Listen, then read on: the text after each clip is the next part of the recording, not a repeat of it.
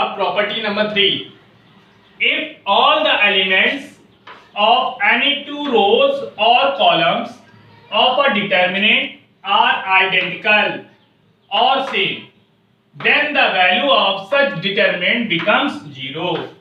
यदि किसी सारणी की कोई दो पंक्तियां या कोई दो स्तंभ समान हो, अर्थात उनके सभी संगत अवयव समान हो, तो सारणी का मान शून्य हो जाता है। कहने का मतलब है अगर कोई डिटरमिनेंट दी गई है, उसकी दो रो एक जैसी दिखे या दो कॉलम एक जैसे दिखे। रो क्या होती हैं? ये वाली लाइन R1 R2 R3, तो कोई दो रो या C1 C2 C3 दो कॉलम सेम दिखेंगे तो पूरी डिटरमिनेंट का मान 0 के इक्वल होगा। एक एग्जांपल लिया हमने कि एक डिटरमिनेंट है A, जिसके एलिमेंट है 3 2 3 2 2 3 3 2 3। हम डायरेक्टली 0 बोल सकते थे, पर हमने इसको सॉल्व करके भी देखा तो डिटरमिनेंट को जब हमने सॉल्व किया तो सॉल्व करने पे हमें क्या मिल गया? 0। दूसरी चीज, ये प्रॉपर्टी जो कह रही थी कि दो रो या दो कॉलम सेम हो, तो मैंने देखिए R1 3 2 3 और R3 3 2 3 दोनों ही सेम किए थे।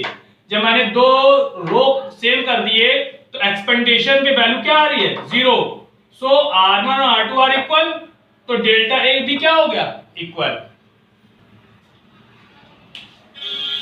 Property number 4, if every element of any row or column of a determinant is multiplied by a constant k, k या कोई कांस्टेंट है, कुछ भी हो सकता है, वो न्यूमेरिकल वैल्यू कोई भी लिखी जा सकती है, then the value of new determinant is k times the value of original determinant।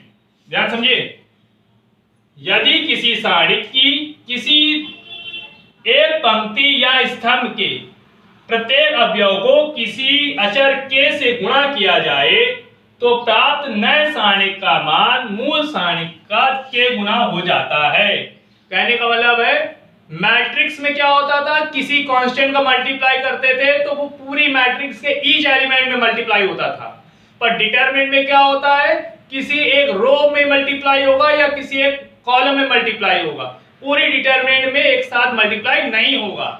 तो वही चीज यहाँ कहा है कि यदि किसी सारणी की किसी एक पंक्ति या स्तंभ के प्रत्येक अवयव को किसी अचर k से गुणा किया जाए तो प्राप्त नए सारणी का मान मूल सारणी का k गुना हो जाता है। ध्यान रखिएगा, डिटरमिनेंट में कोई भी कांस्टेंट का मल्टीप्लाई करेंगे तो वो किसी एक रो या किसी एक कॉलम में ही मल्टीप्लाई होगा। अब देखिए एक डिटरमिनेंट हमने A है 1 2 3 3 2 1 2 3 1, इसको हमने एक्सपेंड किया तो आंसर आया 12। हमने क्या किया, इसकी रो R1 में का 6 टाइम कर दिया,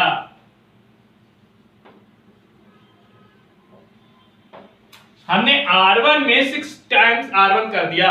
जब 6 टाइम्स कर दिया तो बन गया 6 12 18 3 2 1 2 3 1, एक्सपेंडेशन किया तो 72 आया।